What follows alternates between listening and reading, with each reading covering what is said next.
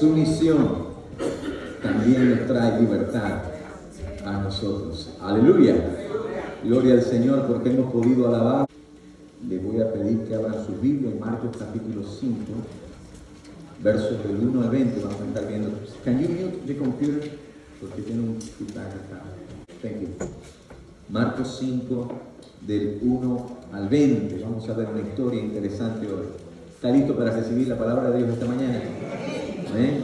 Ya le expresamos nuestro amor en adoración, le expresamos nuestra gratitud a través de las ofrendas. Ahora abrimos nuestros corazones para recibir su palabra, que es viva y es eficaz. Vamos a orar. Padre, ahora nos ponemos en tus manos para que hables a nuestras vidas.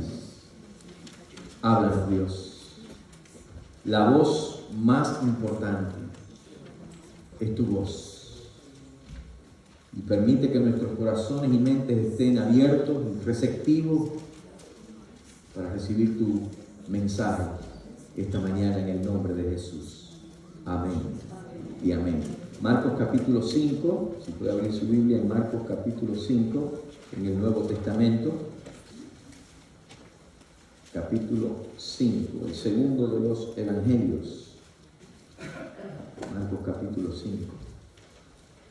Antes de adentrarnos en la historia de esta mañana, comparto un poquito del contexto en el que la historia de hoy toma lugar.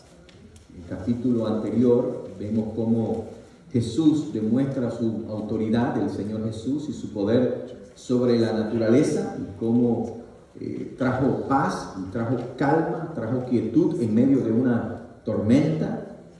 Y yo leía este pasaje y meditaba en él una vez más y pensaba, estoy seguro de que muchas veces nosotros hemos deseado experimentar a Jesús de esa manera, viniendo a traer paz y calma y quietud en las tormentas de nuestra vida.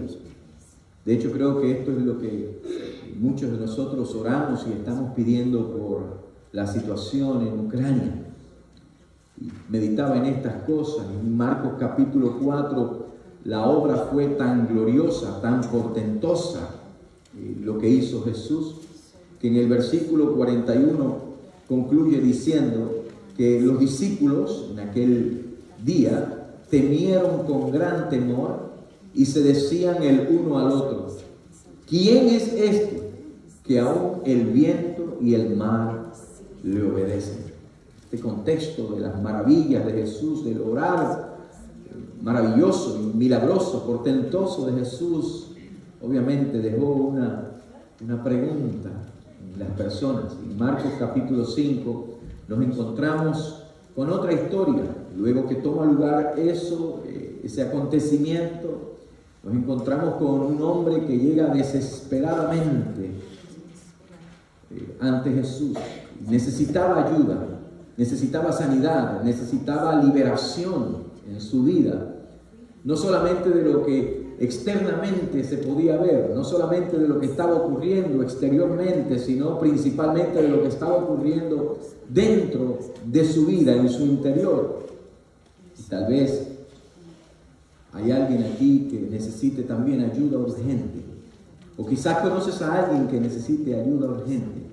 Sea tú o sea alguien que tú conoces, en este momento te voy a invitar a que inclines tu rostro ahí donde estás y hables con Dios y le digas a Dios: Señor, háblame hoy a través de tu palabra.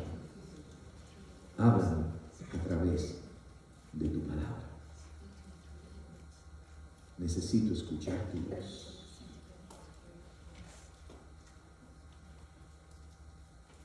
Amén y amén. Versos, voy a leer porciones poco a poco para no leer toda la historia. Es una historia que muchos de nosotros conocemos, es la historia del endemoniado gadareno. Así le pusieron por título en la Reina Valera del 60, y dice: vinieron al otro lado del mar, verso 1, vinieron al otro lado del mar, a la región de los Gadarenos, y cuando salió él de la barca, enseguida vino a su encuentro de los sepulcros un hombre con un espíritu inmundo que tenía su morada en los sepulcros, y nadie podía atarle ni aún con cadenas, porque muchas veces había sido atado con grillos y cadenas, mas las cadenas habían sido hechas pedazos por él y desmenuzado los grillos, y nadie le podía dominar, y nadie le podía dominar. Deben haberle entregado una hoja con el bosquejo del sermón y algunos espacios en blanco para que lo llene. Si no lo tiene, puede levantar la mano, quizás le pueden traer uno aquí a usted, y si no, al final se lo puede llevar. Pero si deja la mano arriba, se lo pueden llevar. Porque hoy quiero hablarles precisamente de este tema. Voy a estar hablando en los próximos domingos, no el domingo que viene porque tenemos el programa especial del Día de la Familia, pero más adelante continuaré hablando en el tema de solo Cristo. Y solo Cristo, hoy nos vamos a enfocar precisamente en que es lo que cantábamos al principio en este maravilloso cántico que cantábamos. Solo Cristo es quien nos puede hacer a nosotros convertirnos de esclavos a libres. Solamente Cristo nos da la verdadera libertad. Y en esta historia tenemos a un hombre desesperado. En el versículo 15, si va un poquito más adelante, dice que este hombre estaba endemoniado, que había sido atormentado por el demonio. Su nombre, y es el contexto lo que está hablando. Y más tarde nos damos cuenta de que ha estado poseído, dominado por más de un demonio, incluso diferentes demonios. Y mira cómo Marcos describe a este hombre que está siendo aterrorizado por los demonios. Mira la estrategia del enemigo. Yo pensaba en lo que hace el enemigo cuando tiene a alguien así, de esa manera, ¿no? Y no me vino otra frase, otra expresión, otra manera de decirlo que no fuera distanciamiento social. Porque eso fue lo que hizo con él. Lo puso aislado, no tiene vida social, obviamente no en el contexto de distanciamiento social que nosotros vivimos y entendemos por los últimos 2 años especialmente, pero lo tiene apartado de la sociedad, lo tiene aislado. Este hombre no tiene vida social, está desconectado del mundo exterior, no tiene compañerismo con otras personas, está desconectado de lo que nosotros podríamos llamar relaciones normales como su familia, sus amigos. No tiene ese tipo de conexión en su vida. Y luego mire el lugar donde está en su residencia. ¿Cuál es? En un campo de muerte. Vivía en un lugar de muerte, rodeándose de cosas que demostraban incluso la condición de su vida y la desesperación en la que este hombre vivía.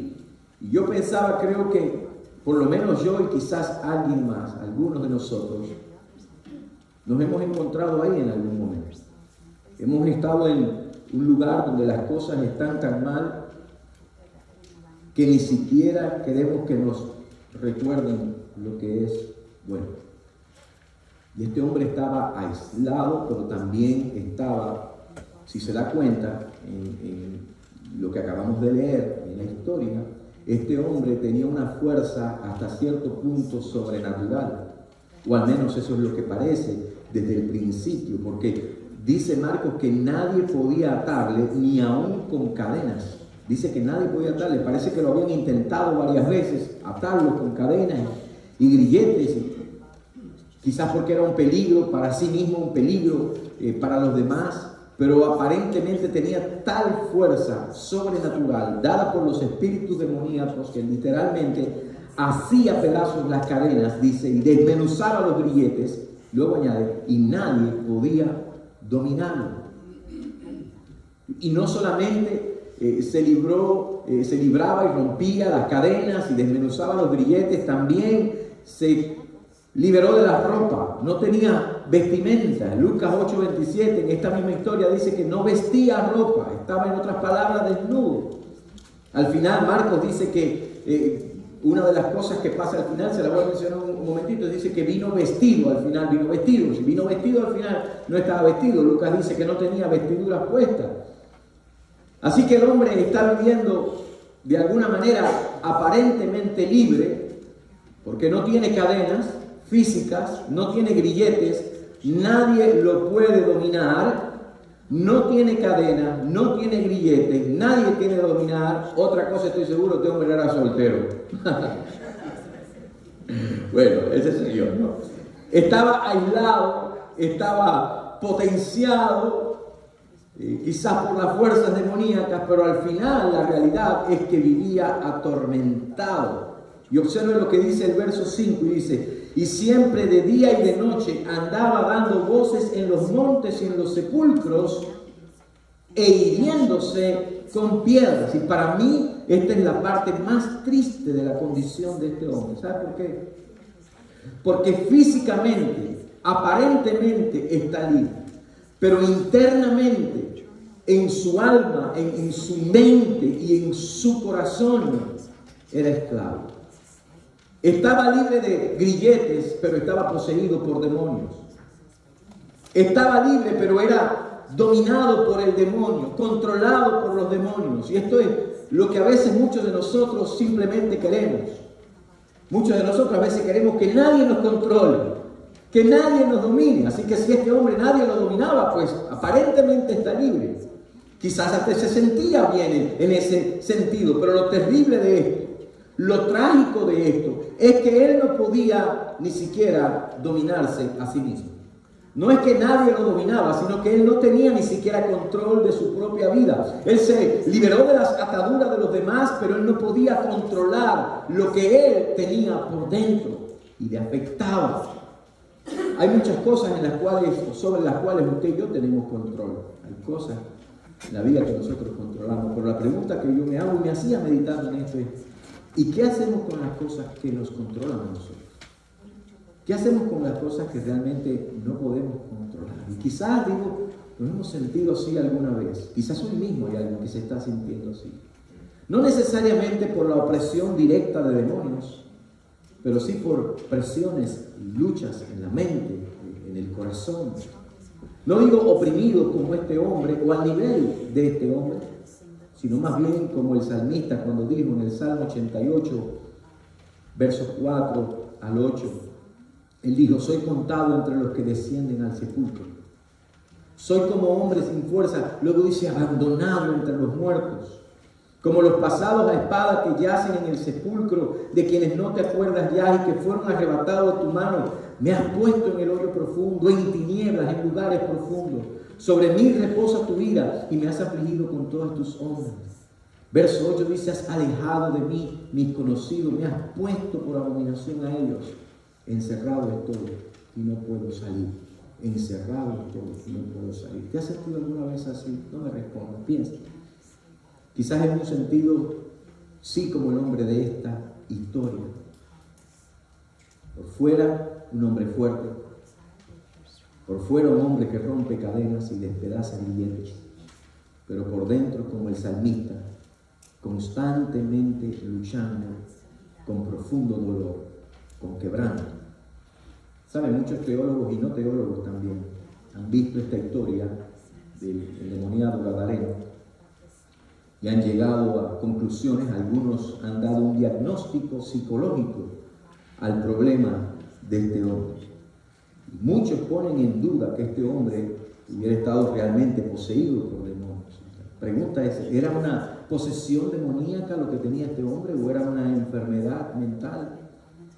Y es posible que en muchos sea una pregunta sincera, que genuinamente quisieran saber, porque hemos sido tan expuestos y hemos estado tan expuestos a la ciencia y a la medicina, y somos tan racionales que muchas veces nos cuesta trabajo creer que esto fuera realmente algo como la Biblia dice que es espiritual.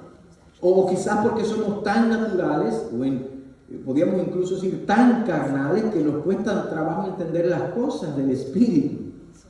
Históricamente, sociedades enteras no han entendido ciertas enfermedades y han terminado achacándoselo todo a demonios o a espíritus, incluso a dioses. Y porque sabemos eso, quizás nos hacemos la pregunta.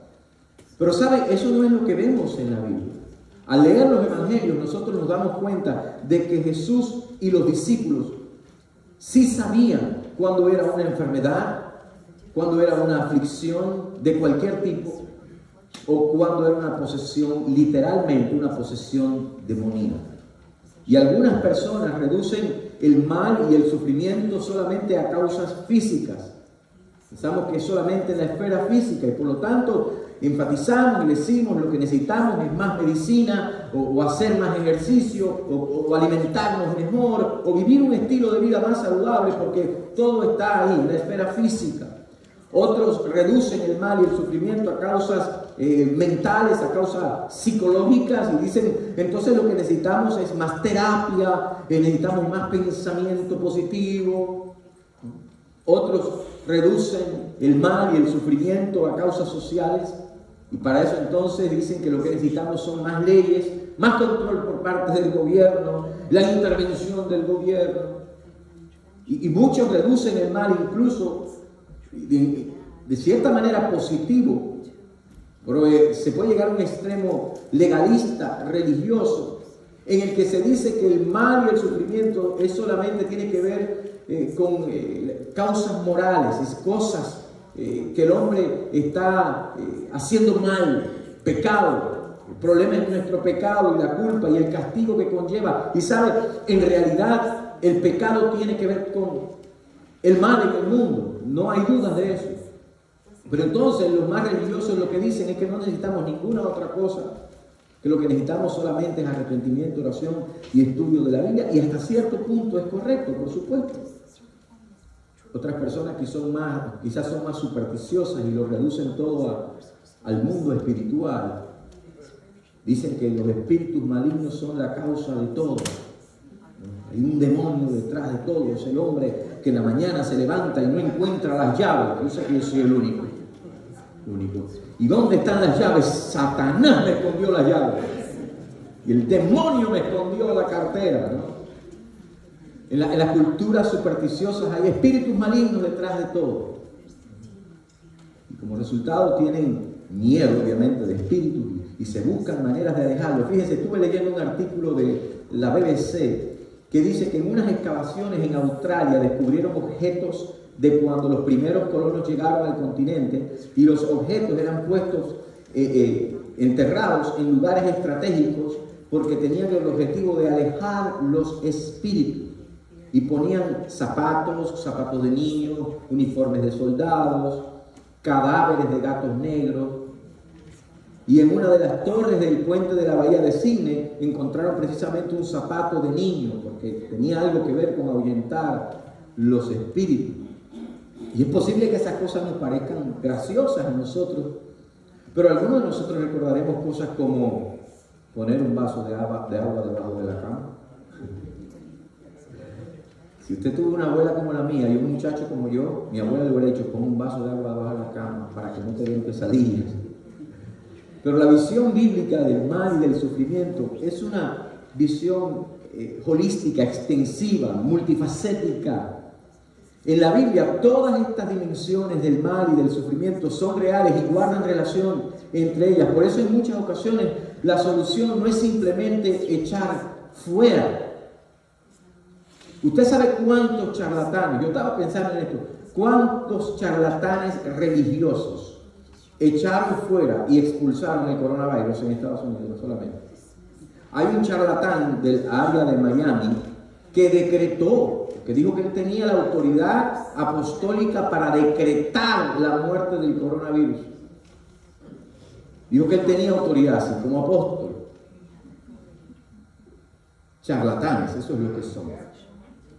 Pero sabe, esa no es necesariamente la respuesta de la Biblia. Como cristianos nosotros creemos en el poder de Dios y oramos para que Dios Todopoderoso intervenga y creemos que Él puede intervenir y que Él puede detener, no digo yo el coronavirus, Él puede tener lo que le dé la gana de tener, Él es Dios. Creemos que Él simplemente puede soplar y desaparecer lo que tenga que desaparecer. Pero sabe, también como creyentes aquí en nuestra iglesia y en el mundo cristiano, y especialmente en nuestra iglesia, tenemos hermanas y hermanos que trabajan en el campo de la salud, médicos, enfermeras, anestesiólogos, en todas las ramas. ¿Y qué hacemos nosotros como cristianos? No, nosotros no creemos en eso, yo decreto. Hermano, tenga cuidado, usted lo que necesita. Yo tengo un pastor que decía que para orar por sanidad, en una persona, usted no necesita tanta autoridad como discernimiento. Para usted decir a una persona, yo te declaro sano en el nombre de Jesús, dice usted lo que necesita es discernimiento antes de orar así para saber si Dios quiere sanarle. Y orar en base a la voluntad de Dios y no simplemente en base a lo que tú quieres en tu corazón, que el deseo es bueno. Pero necesitamos orar no solamente con autoridad, necesitamos orar con discernimiento. ¿Sabe lo que pasa? Que muchas veces solamente nos vamos de un lado, creemos que ahí está la solución. Yo recuerdo en una ocasión cuando era muchacho joven en la iglesia, un hombre, no recuerdo cómo se llama esa enfermedad que los músculos se van muriendo. No me acuerdo, que la persona llega a un punto en que no puede mover nada. Es esa enfermedad. Y un muchacho llegó, fíjese, era el novio de la hija del pastor. Él se podía orar como le daba la gana, a menos que el pastor estuviera alrededor. Y llegó este muchacho y empezó a orar por ese señor en la silla de ruedas, que ya no, su mente estaba clara, consciente, pero su cuerpo no le respondía. Y ese muchacho empezó a orar y empezó a decir, yo veo los demonios como suben y como bajan por este cuerpo. Y a aquel hombre lo único que le pasaba es que le salían las lágrimas. Y él decía, Dios lo está tocando. No lo está tocando, es que tú lo estás insultando. Porque él no tiene demonios, es lo que tiene una enfermedad. Y bueno, tanta puntería tuvo el muchacho que él estaba en un cuartito y el pastor pasó y lo oyó. Y el pastor lo cogió así por el hombro y lo habló para atrás y dijo, aquí el único que tiene demonios eres tú, salte de aquí. ¿Cómo vas a declarar eso? Entonces, no se trata, el deseo quizás era bueno, que el hombre sanara, pero no se trata solamente con decretar, se trata orar por discernimiento, o sea, con discernimiento, Señor, ¿qué es lo que tú quieres hacer? Porque no todas las cosas tienen que ser de esta manera, ¿no? Como cristianos nosotros creemos en el poder de Dios, pero también como creyentes estamos agradecidos de que en su gracia Él ha proporcionado y nos ha dado médicos, incluso científicos y tratamientos médicos, terapias y tantas cosas. Pero lo que le quiero decir es que todas estas diferentes dimensiones y capas del mal y del sufrimiento que son reales están relacionadas entre ellas. Personalmente he tenido muchas experiencias relacionadas con el mundo espiritual, no les voy a contar muchas, pero yo recuerdo, y mi esposa recordará, cuando nosotros estábamos pastoreando una iglesia en el sur de la Florida, recibimos un edificio, la iglesia con casa pastoral y todo, y nosotros nos mudamos a la casa pastoral. Y la historia, lo que había pasado hoy en una iglesia americana, cómo se desintegró, ni les voy a contar, porque era de horror lo que pasó ahí. El punto fue que nosotros terminamos ocupando esas facilidades y la casa pastoral. Y hermanos y hermanas, todas las noches desde que nosotros nos mudamos a esa casa, todas las noches, en algún punto de la madrugada, después de las 12 de la noche o temprano 11, mi hijo Marcos, que era chiquito, se despertaba y empezaba a hablar con alguien. Y empezaba a llorar, ¿te recuerdas? Y empezaba a decir, dile por favor que se vaya. Y nosotros llegábamos al cuarto porque lo oíamos. Dile por favor que se vaya. Dile que no me haga daño, que se vaya, que está aquí para hacerme daño. Y nosotros empezábamos a reprender y a hacer todas esas cosas. Y le pasaba toda la noche, ya estábamos alerta. Ahorita se despierta Marta. Y una noche sucedió el mismo evento, el mismo episodio, y Zulema y yo nos levantamos y fuimos al cuarto de ellos, y los dos al mismo tiempo, Zulema y yo, sin ponernos de acuerdo, empezamos a alabar al Señor con una canción en particular, no recuerdo cuál era, si era Shout to the Lord, incluso en inglés, tiene que haber sido el Espíritu porque yo la canté en inglés, ¿no? Así de sencillo, y empezamos a adorar al Señor, y adorar al Señor, y adorar al Señor, y adorar al Señor, y adorar al Señor, y el niño se fue calmando, se tranquilizó, y a partir de ese día, más nunca en la vida tuvo un episodio. Ahora, yo no quiero hacer toda una historia de esto, ni llevarlos a un punto más de lo que tiene que ser, pero sí les puedo decir algo, necesitamos discernimiento, porque a veces nosotros, la mejor postura de guerra espiritual no es enfrentarte necesariamente con el enemigo cara a cara. El Señor dice en su palabra, someteos pues a Dios, resistid al diablo y él huirá de vosotros huirá. ¿Sabe cuál es la clave? La clave es, no tengo que estar continuamente reprendiendo, atando, conjurando, lo que quiera hacer. Lo que tengo que tener es una vida de devoción y adoración a Dios. Y si hay algo que el enemigo no resiste, es la adoración y la alabanza del pueblo de Dios. Alabado sea el nombre del Señor. ¡Aleluya! Por eso aquí cantamos, por eso aquí alabamos, porque Dios es digno de toda la gloria. Y Él no resiste eso. Ahora, este fue un caso puramente espiritual. Y siempre que tengo que ministrar a alguien que batalla con problemas de salud mental, ¿ustedes recuerdan nuestros tiempos, de algunos de nosotros, hace unos años atrás en la iglesia, que todo lo que pasaba en la mente era demonio? Hasta la depresión era un demonio. No entendíamos ciertas enfermedades, ciertas condiciones, y era demonio para aquí, demonio para allá. Pero siempre que trato que ministro a alguien que batalla con problemas de salud mental, trato de discernir qué realmente es lo que está pasando. Y la gran mayoría de nosotros no podemos dar un diagnóstico clínico, médico, porque no somos psicólogos ni psiquiatras, pero podemos discernir en el espíritu.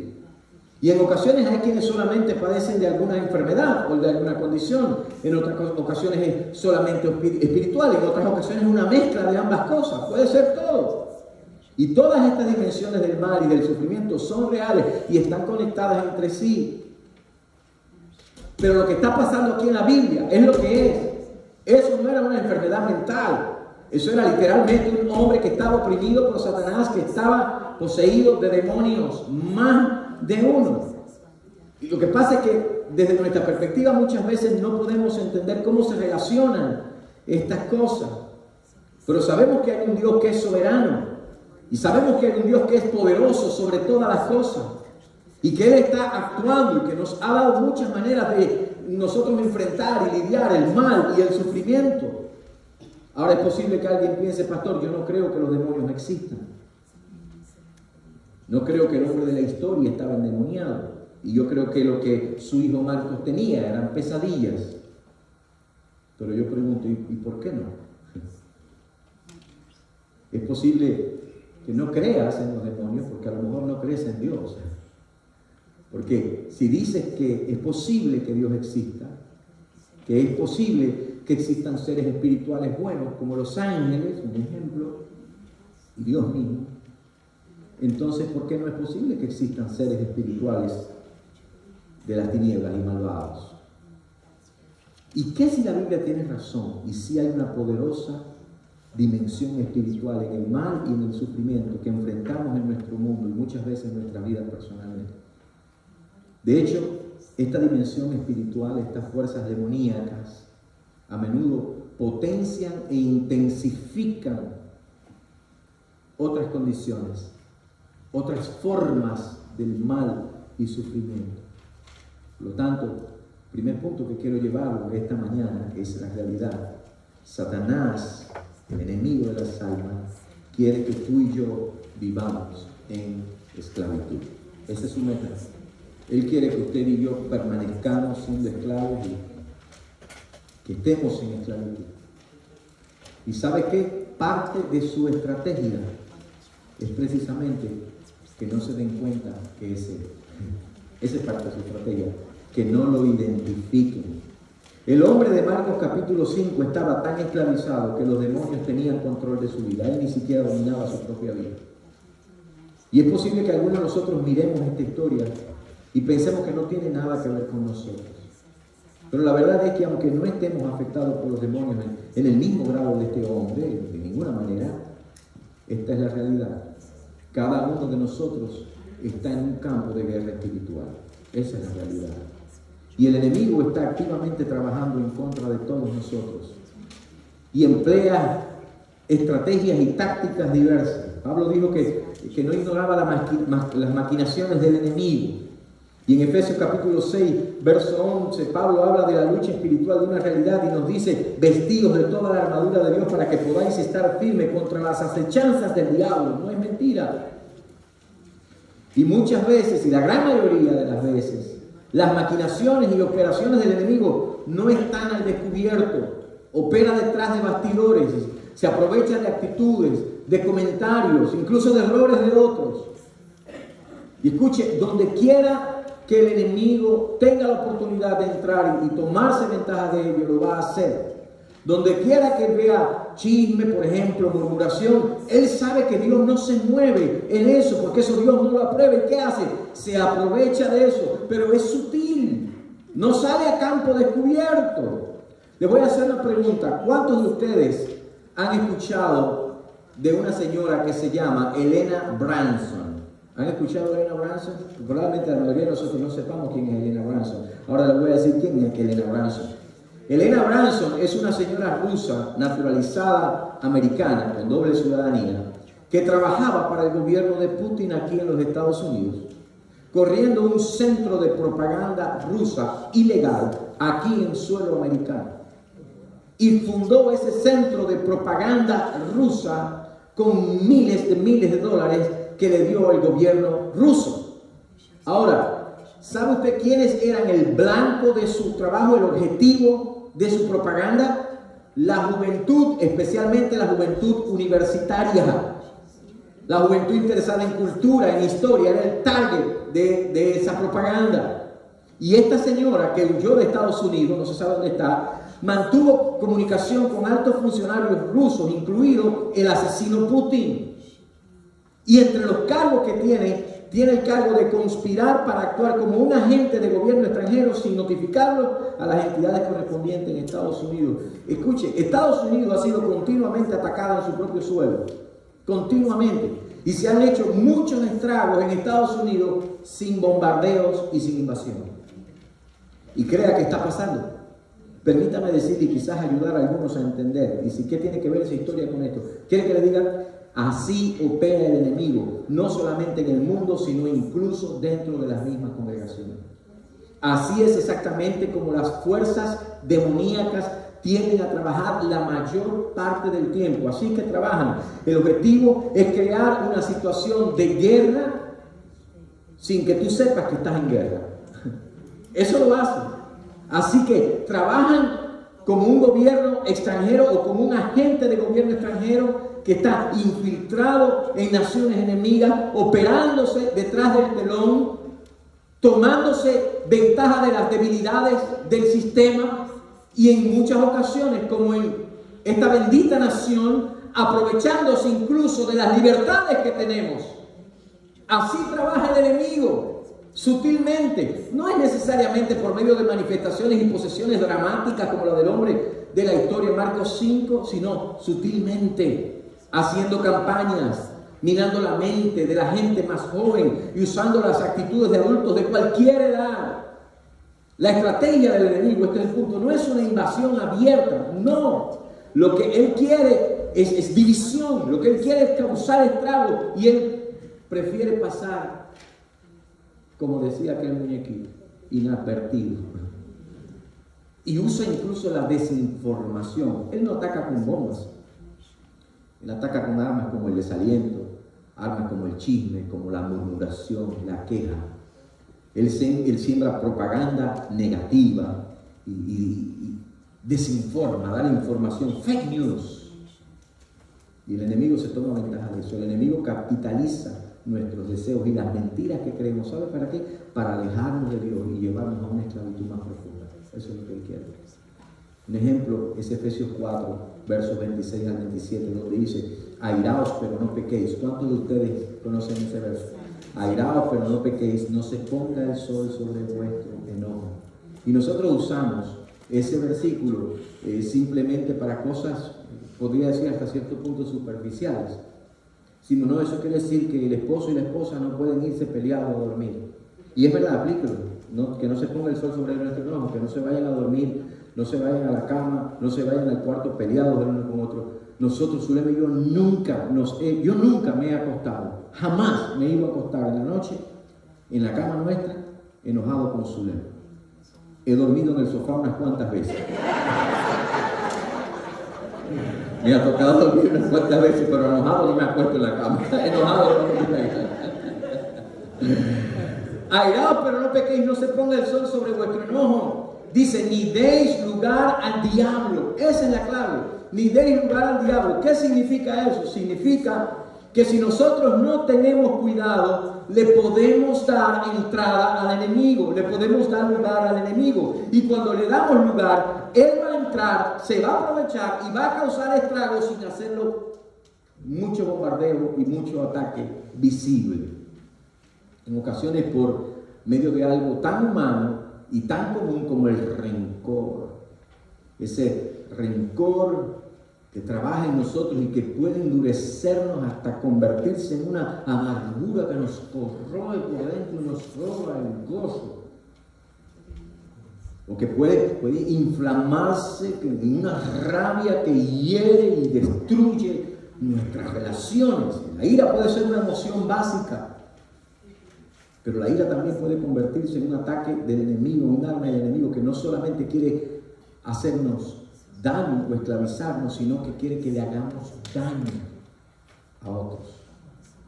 Y esta es exactamente la razón por la que Dios nos advierte en 1 de Pedro 5:8: sed sobrios, manténgase alerta y velad, porque vuestro adversario, el diablo, como león rugiente, anda alrededor buscando a quien devorar.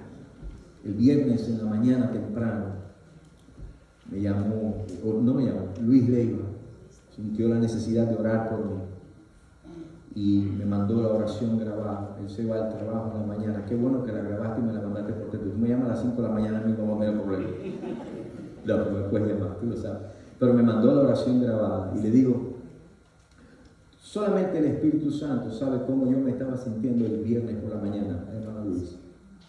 ¿Sabe por qué? Porque uno, como usted, a nosotros nos gusta dar lo mejor para el Señor. Y uno se esfuerza por dar lo mejor en el ministerio, en la predicación, en la dirección de la iglesia, en la visión.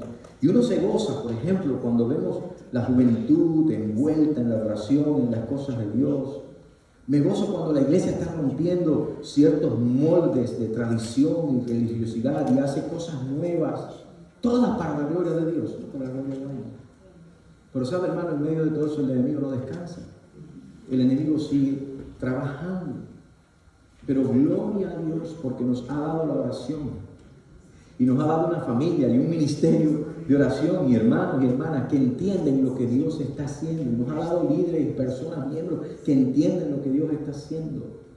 Hay gente que no lo entiende y se pone a criticar y a juzgar. Y ese viernes Luis oró en la oración que me mandó grabada. Y parte de la oración no era solamente por mí, sino era por toda la iglesia. Y especialmente oró una oración de protección, diciéndole: Señor, protege nuestra iglesia. Señor, creemos que ningún arma forjada, ¿te recuerdas?, contra ella se levantará y prosperará. Y es tan importante entender que detrás de todo el mal y el sufrimiento con el que te enfrentas y me enfrento en la vida, hay un enemigo que quiere destruirte. Escucha, no solamente quiere que estés enfermo, Él quiere que culpes a Dios de tu enfermedad y que odies a Dios por eso. Eso es lo que Él quiere. Te quiere llevar a niveles exponenciales. Él no solamente quiere que peques, Él quiere usar el pecado para alejarte de Dios y llevarte a una vida de esclavitud mucho más profunda. Él no solamente quiere que te des un gusto, Él quiere que te vuelvas adicto y quiere que esa adicción crezca como un incendio forestal que destruya tu vida, tu futuro, tu testimonio, tu familia, tus relaciones, que lo destruya todo. Él no solamente quiere que te aflijas, que te deprimas. Él quiere convencerte de que no hay esperanza, de que no vale la pena vivir. Eso es lo que el enemigo quiere. No solamente quiere que te compares con otras personas, Él quiere hacer que tú te desprecies a ti mismo. Cuando te miras ahí en el espejo, cuando piensas en la vida de los demás, porque fulano sí, pero yo no. El enemigo lo que quiere es que te odies a ti mismo hasta el punto de llevarte a la desesperación y a la autodestrucción. Eso es lo que Él quiere. Él no solamente quiere que te molestes con la iglesia, Él quiere sacarte de la iglesia. Eso es lo que quiere hacer. Él no solamente quiere que te enojes con tus hermanos, Él quiere destruir tus relaciones. Él no solamente quiere que critiques a otros, a la iglesia, a la música, al pastor. Él quiere que seas hiriente, que seas rencoroso, que te amargues y te alejes y rechaces a todo el mundo. Eso es lo que Él quiere. Porque Él quiere que tú y yo vivamos en esclavitud. Él quiere tener dominio de nuestras vidas. Pero si hay un punto 1 que me dice que el enemigo quiere que vivas en esclavitud, hay un punto 2 que cantábamos que dice que Cristo vino para hacernos libres. Alabado sea el nombre del Señor. Él no es la autoridad sobre nuestras vidas. Bendito sea el nombre del Señor. Satanás no tiene la autoridad suprema. Satanás no es todopoderoso. Jesús vino a hacerte libre. Como decía el video a la introducción, escucha lo que Marcos escribió en su evangelio. Algunas personas se habían equivocado pensando que Jesús de alguna manera estaba poseído por un demonio. ¿Recuerdan? Los escribas dijeron, este pertenece a Belcebú. Y debió por todo el poder espiritual que Jesús demostraba. Jesús le dice, ustedes no saben ni pensar correctamente. Porque eso no tiene ni lógica, eso no tiene sentido. Y dice en Marcos 3:27, ninguno puede entrar en la casa de un hombre fuerte y sacar sus bienes si antes no le ata, y entonces podrá saquear a su casa. Les voy a dar un consejo aquí, hermanos, y mantenga la sana teología, la sana doctrina en perspectiva. Este versículo no nos dice a nosotros que nosotros tenemos que ir a atar ningún hombre fuerte. El hombre fuerte ya fue atado. Alabado sea el nombre del Señor. Aleluya. Usted y yo lo que necesitamos creer es que la obra de Cristo perfecta en su misión lo hizo. ¿Sabe por qué? Porque cuando Jesús está hablando de eso, no está hablando de nosotros entrar a atar el hombre fuerte en ningún lugar. Jesús está describiendo su ministerio. Jesús está hablando de la misión para la que Él vino, la misión de rescatar, que Él ha entrado en el reino de las tinieblas. Eso es lo que está diciendo.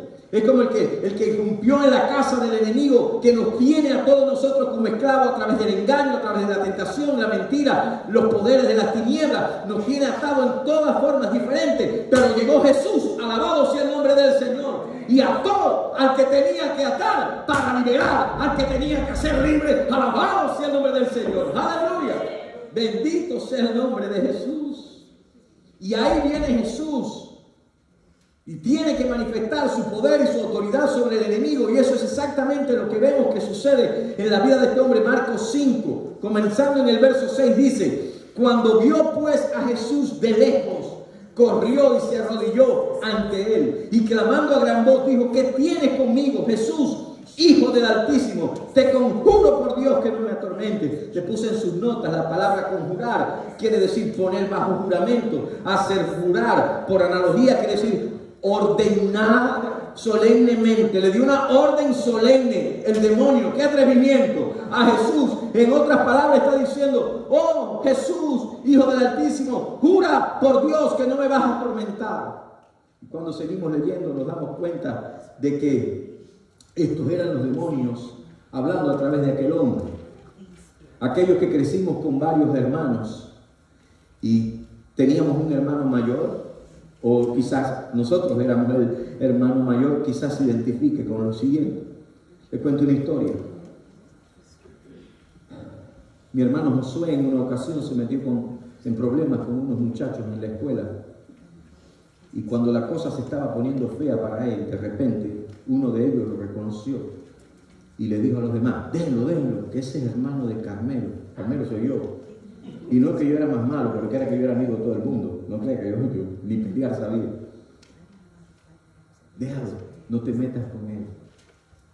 Y sabe, ayer mi hermano Josué estuvo en la casa y me recordé de esta historia. Cuando él era joven,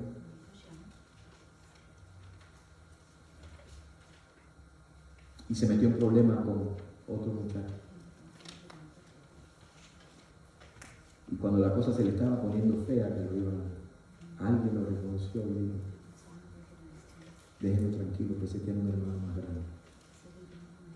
Ese es hermano de carne. Y yo le pido a todos ustedes que oren por mi hermano Josué, porque está en problemas. Pero yo creo que mi hermano Josué tiene un hermano más grande. No soy yo. Mami, no soy yo. Zulema, Laura, no soy yo.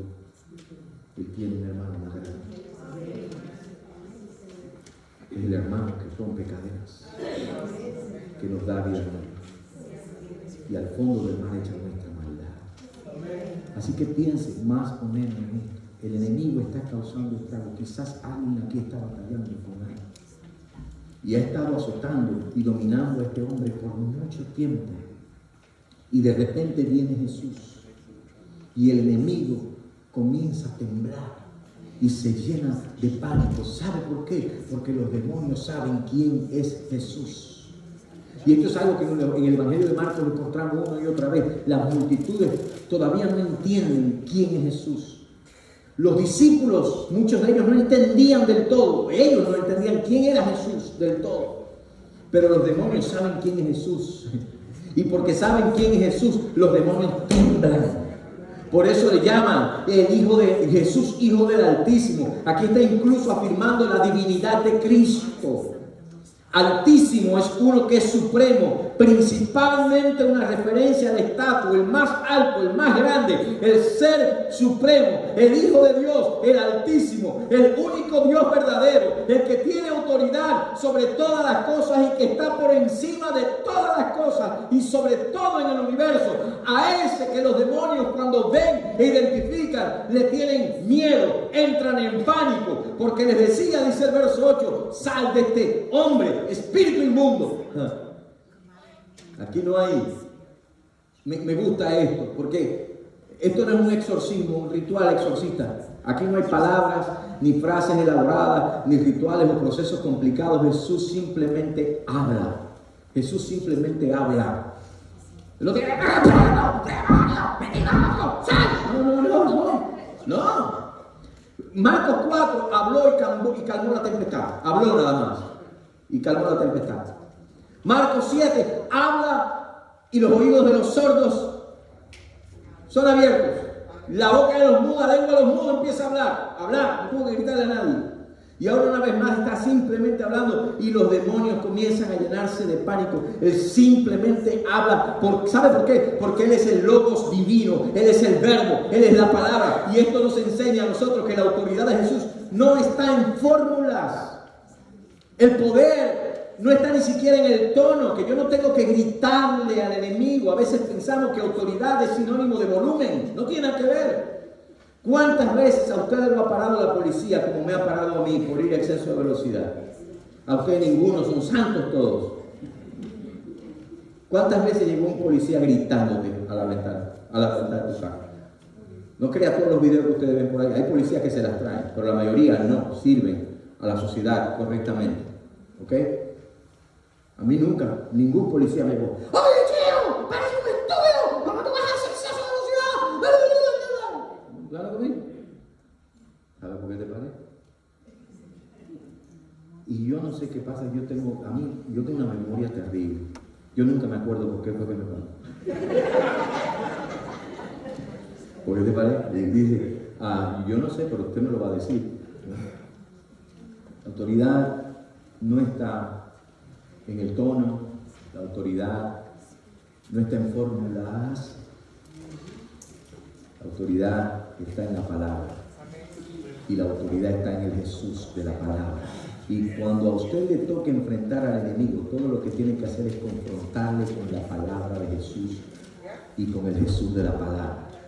Déjeme decirle, el enemigo no tiembla ante el decreto de hombre, aunque ellos se pongan títulos de apóstoles, lo que se lo quieran poner. El enemigo tiembla cuando el evangelio es proclamado, cuando se habla la palabra de Jesús con la autoridad de Jesús, con la fe en Jesús y nos movemos en el nombre de Jesús. Cuando hablamos la palabra del evangelio y oramos en la autoridad de Jesús para que Dios haga libre, ahí el enemigo tiembla. Y dice verso 9, y le preguntó, ¿cómo te llamas? Jesús le preguntó, y respondió diciendo, Legión me llamo, porque somos muchos.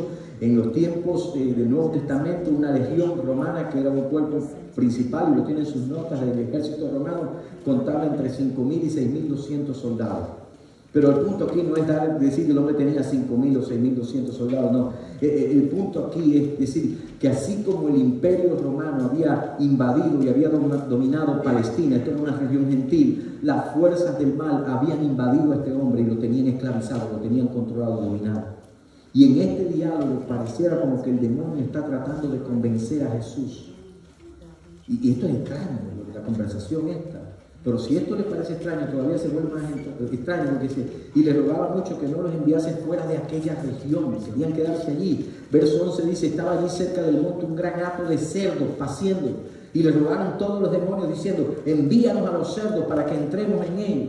Y luego Jesús les dio permiso, y saliendo aquellos espíritus inmundos entraron en los cerdos, los cuales eran como 2000, y el hato se precipitó en el mar por un despeñadero y en el mar se ahogaron. La pregunta es, ¿qué está pasando aquí? Bueno, yo no me atrevería a asegurar todo lo que está pasando aquí. Hay quienes le andan buscando la quinta pata del gato y se ponen a especular y a forzar al texto que diga cosas que el texto no dice, ¿verdad? Pero hay varias cosas, por ejemplo, que podíamos preguntarnos nosotros. Bueno, ¿por qué se pone Jesús a dialogar con un demonio? ¿Por qué les acepta propuesta alguna, como una negociación? ¿Por qué? ¿Por qué se volvieron los cerdos como locos cuando los demonios entraron en el hato y se lanzaron en el mar? ¿Por qué? ¿Pueden los demonios meterse en cuerpos de animales? Hay tantas preguntas que podíamos hacerlo, pero yo no voy a especular ni tratar de responder esas preguntas, al menos en este mensaje, pero sí les voy a decir un par de cosas que me hizo pensar esto. Cuando leemos esta misma historia en Mateo nos damos cuenta de un detalle que Mateo da en capítulo 8, verso 29, dice, y clamaron los demonios diciendo, ¿qué tienes con nosotros, Jesús, Hijo de Dios? ¿Has venido acá para atormentarnos antes de tiempo? Oh, obedece, antes de tiempo. ¿Qué significa eso? Bueno, lo más seguro es que está hablando de lo que el enemigo sabe que le va a pasar, del juicio que viene para él. Hay un día señalado para el enemigo en el cual va a ser atado junto a todos los poderes de las tinieblas. Ellos saben. Y los demonios mismos lo saben. Ellos saben que sus días están contados. Y por eso les dice, todavía no es el tiempo. Eso es lo que le dice. Así que es posible que Jesús estuviera reconociendo eso y diciéndole, ¿sabe qué? Les voy a dar un break. Les voy a dar un pase con esto. Y les dio permiso para que fueran donde los cerdos. Y esto es un punto. Pero hay otro punto que a mí me llama la atención porque tiene que ver directamente con nosotros. Yo quiero que usted piense en esto. Los demonios salieron del hombre, fueron al hato de cerdo, los cerdos se volvieron locos, endemoniados, se lanzaron por un despeñadero al mar todo y se ahogaron todos los cerdos, se desbarataron todos los cerdos. Y yo digo, ¿cómo se echaron a perder chicharrones ahí? ¿Ah? ¡Qué barbaridad! Pero piensen los dueños de los cerdos. ¿Ah? Terrible. Porque los cerdos en aquella región era el medio de vida de aquella gente. Era el negocio de aquella gente. Y de repente viene Jesús y destruyó con una sencilla palabra la industria porcina de aquella región. Acabó con ella. Y la inflación fue terrible. ¿Recuerda cuando estudiábamos un método de estudio bíblico la pregunta ¿qué significa esto para mí? En cierto sentido, lo que nos está mostrando aquí, lo que podemos extraer nosotros, es que la vida de un hombre creado a imagen de Dios vale más que todos los bienes materiales y que cualquier capital y tesoro y negocio de este mundo. Alabado sea el nombre del Señor. Porque la gente veía a un endemoniado, quizás alguien que estaba loco, pero Jesús no ve a un loco, no ve a un endemoniado desquiciado y sucio y desnudo. Jesús ve a alguien que ha sido hecho a la imagen de Dios. Jesús ve a alguien que está esclavizado y que es víctima del enemigo. Jesús ve a alguien que sufre, alguien que está sin cadenas por dentro, por fuera, pero atado por dentro, esclavizado internamente, y en su misericordia se mueve y en su autoridad interviene a favor de aquel hombre. Alabado sea el nombre del Señor. Aleluya. Permítame decirle algo más, porque otro tema en esta historia tiene que ver con lo puro y lo impuro. La impureza es parte del tema en esta historia, porque los gentiles, es decir, las personas que no eran de ascendencia judía, según las normas judías, los gentiles eran impuros. Y el hecho de que estas personas están pastoreando cerdos, animales impuros, nos dice que era una región gentil. Incluso el nombre del lugar. Y vemos en el versículo 2 que este hombre estaba poseído por un espíritu inmundo. Gente impura, poseído este hombre por un espíritu impuro. Estaba viviendo en las tumbas, que para los judíos era también un lugar impuro. Mira lo que hay aquí. ¿Por qué? Porque la ley mosaica era clara en cuanto a que si una persona entraba en contacto con un cadáver o cualquier cosa que hubiera tocado ese cadáver, se volvía impuro inmediatamente. Impuro significa contaminado, impuro significa que no está en las condiciones que tiene que estar alguien recibe esta mañana para estar en la presencia de Dios. Así que Jesús va a una región impura, se encuentra con un hombre impuro, poseído por espíritus impuros, que vive entre tumbas en un lugar impuro. Y este es el punto, este es un lugar donde, de acuerdo al entendimiento judío, Dios no podía estar y no debía estar ahí. Y la realidad es que Jesús viene al hombre en esa impura condición, impura circunstancia, impura región, y lo hace libre y lo limpia. Alabado sea el nombre del Señor. Y sabe, yo pensaba en esto, la realidad es que todos nosotros, de acuerdo a las normas de Dios, todos nosotros somos impuros. Y esto es verdad para cada uno de nosotros. Podemos vernos a nosotros mismos como personas buenas y morales, justas, limpias según nuestro propio criterio, o quizás comparándonos con otros, porque yo no soy tan malo como fulano. Pero cada uno de nosotros, según las normas de Dios, es impuro. Cada uno de nosotros ha quebrantado la ley de Dios, ha violado la voluntad de Dios y se ha contaminado con el pecado, y por tanto ya no somos aptos para estar en la presencia de Dios. Así de sencillo, estamos destituidos de la gloria de Dios, de una comunión con Él, porque nos hemos rebelado contra Él, y lo que merecemos es el juicio de Dios. Pero la buena noticia del Evangelio es que Jesús viene a la gente impura, en lugares impuros, con vidas impuras, y tiene compasión y muestra su poder y nos saca de la impureza a la pureza, de la oscuridad a la vida, de la muerte a la vida, de la esclavitud a la libertad. Él nos saca de tumbas a jardines. Alabado sea el nombre del Señor. Jesús libera, limpia a la persona, le da una vida nueva en medio de lo sucio y de lo desordenado de nuestras vidas. Ahí, incluso en el pecado y en la esclavitud que nos carcome de adentro hacia afuera, Él se abre paso, entra con autoridad y misericordia y nos hace libres. Ahí se aparece el hermano más grande. Y cuando Él aparece, el Dios Altísimo, encarnado, poderoso, viene y nos anuncia: estoy aquí para hacerte libre. El Evangelio es la buena noticia, no solo de que Jesús vino a perdonarte, sino es la buena noticia de que Él vino para que no vivas más en esclavitud. Vino y vivió una vida perfectamente justa para cumplir todas las normas de Dios. Algo que tú y yo no podemos lograr. No hay obra que hagamos, ritos que practiquemos, leyes que guardemos, que tenga el poder de hacernos libres de la esclavitud del pecado. No la hay. Solo Cristo. Solo Cristo. Pero además de eso, se dejó clavar en la cruz.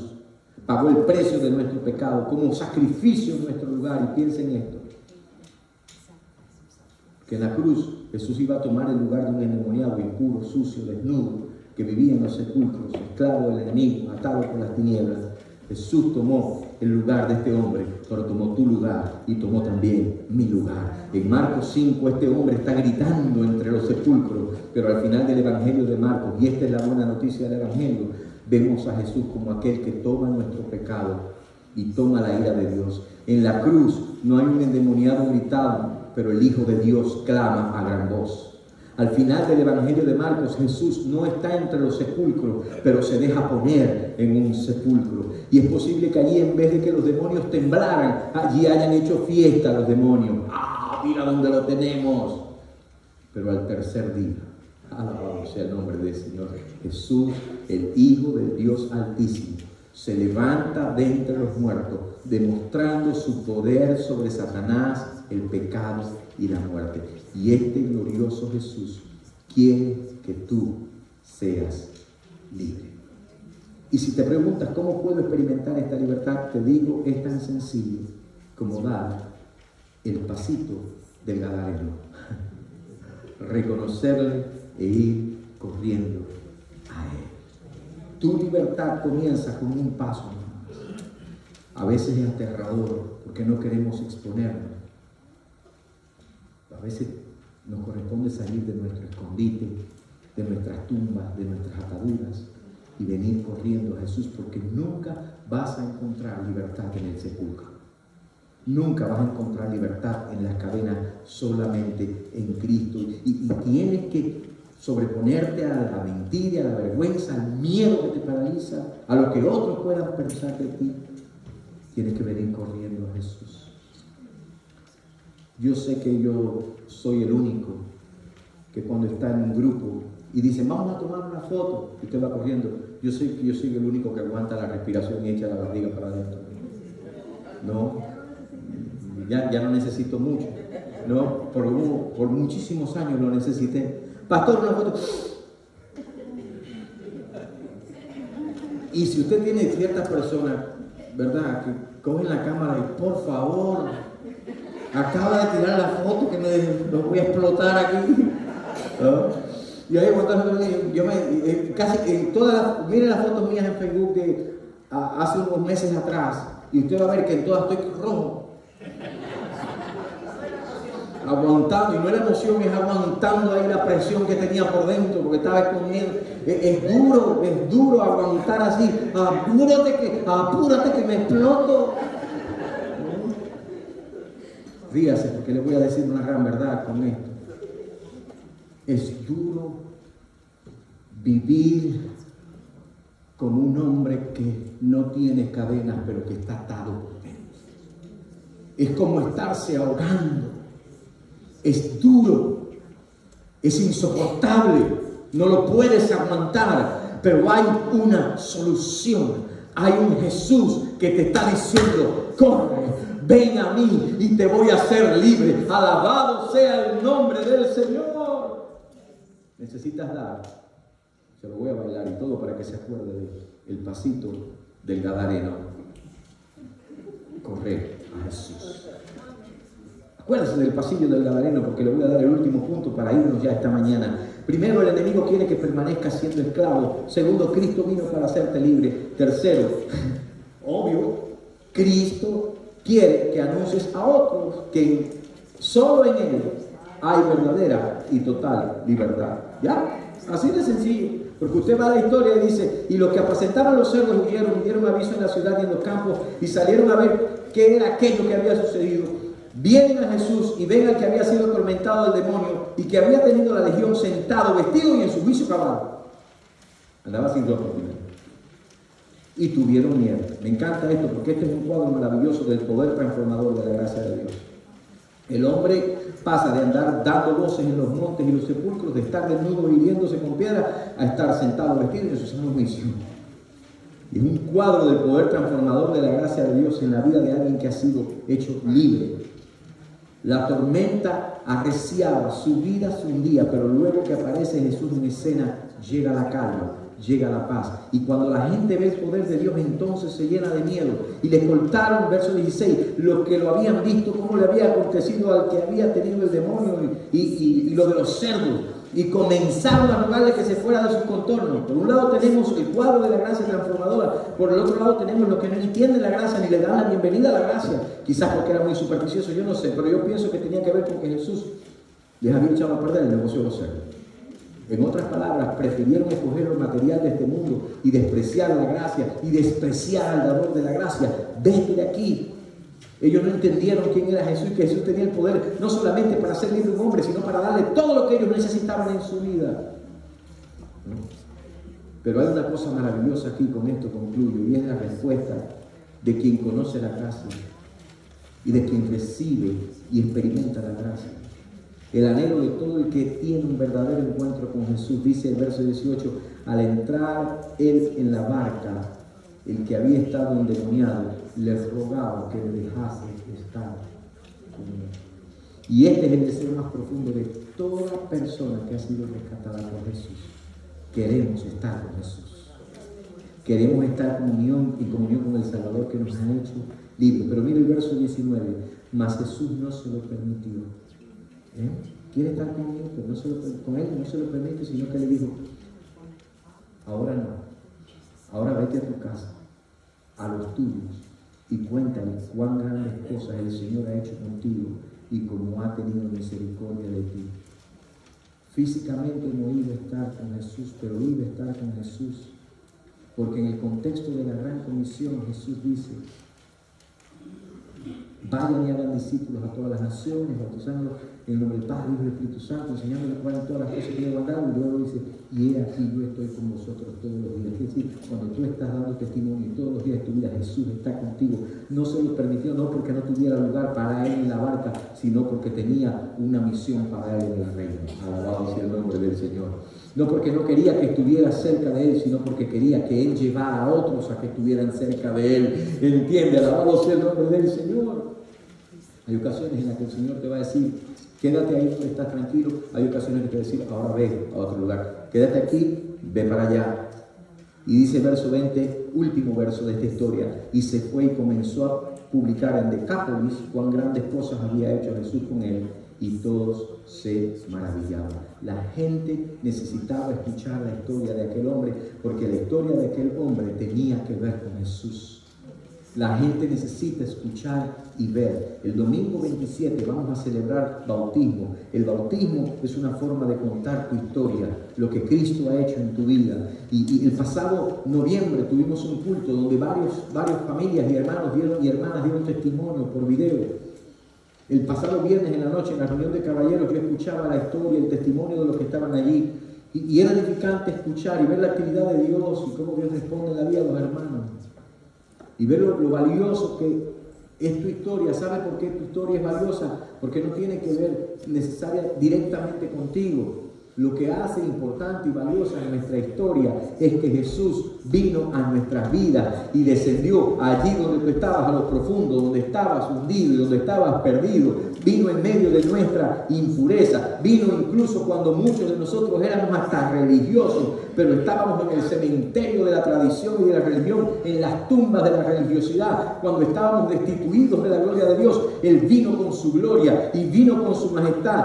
Vino allí cuando tú estabas preso en cadenas de muerte y de condenación. Vino allí cuando yo era esclavo y allí rompió mis cadenas, me dio vida nueva y al fondo del mar echó mi maldad, lavó mis pecados y me ha perdonado. Solo en el nombre de Jesús hay libertad. Quiero ponerte de pie esta tarde porque nos vamos a ir en este cántico y ahí en sus hojas se lo puse para que lo cante, para que alabe al Señor. Él rompió mis cadenas. Déjame decirte algo esta mañana. Si hay alguien aquí, alguien que está en algún área de su vida siendo dominado por el enemigo, no tienes control de eso en tu vida. El enemigo es el que está controlando. Escúcheme, Cristo vino para hacerte libre. Amén. Cambia tu rostro de lamento en rostro de alabanza. No tienes por qué dejar que las cosas de este mundo te dominen, que las tentaciones venzan. No, porque Cristo vino para hacerte libre. Alabado sea el nombre del Señor. Créelo esta mañana. Créelo por ti. Créelo por esa persona por la que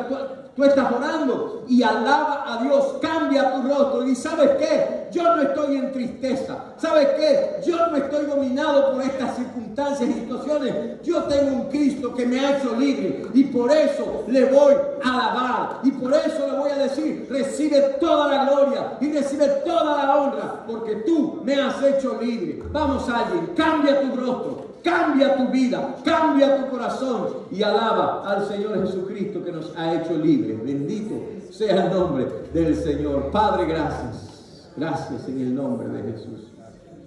Aleluya. Number one. Can you please unmute number one? Okay, here we go. ¿Sale o no sale? Gloria a Dios. Ahora sí.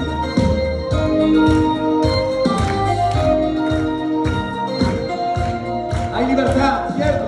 Porque Él rompió las cadenas del pecado y de la muerte. Las cadenas de la muerte me quitó, para mí ya no hay condenación, hay libertad, libertad.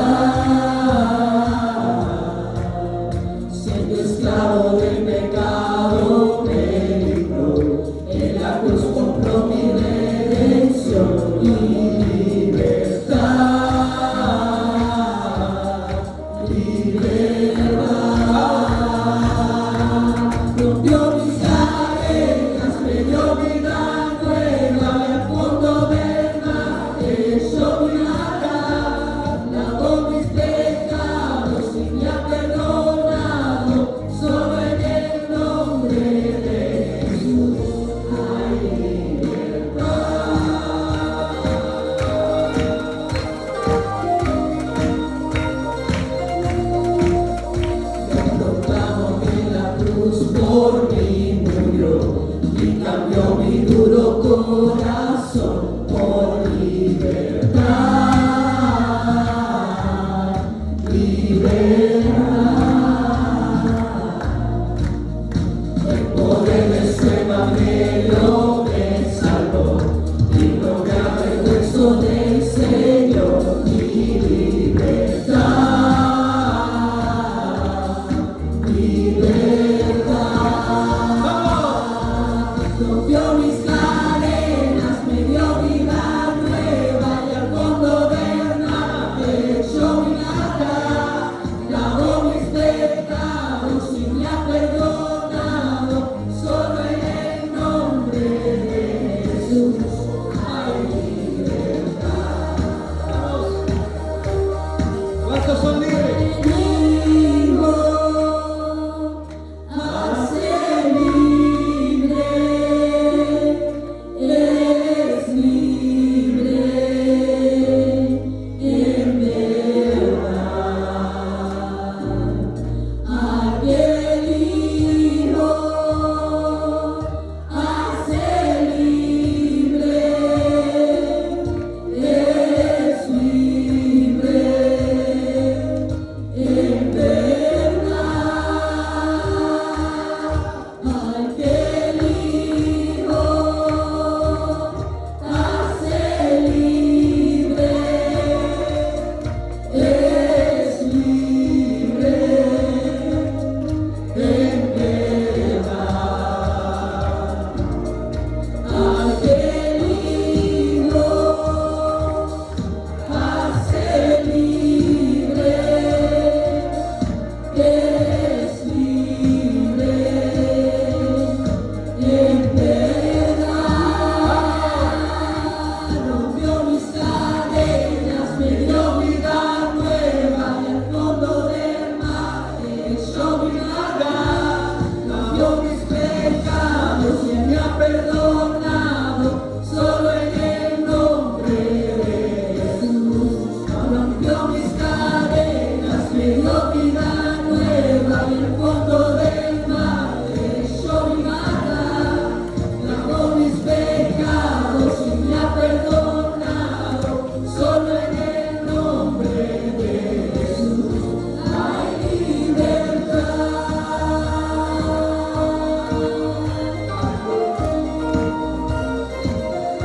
Hay libertad.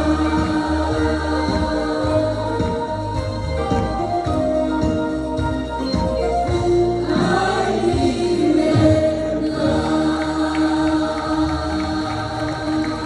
Aleluya. Y ahora que la gracia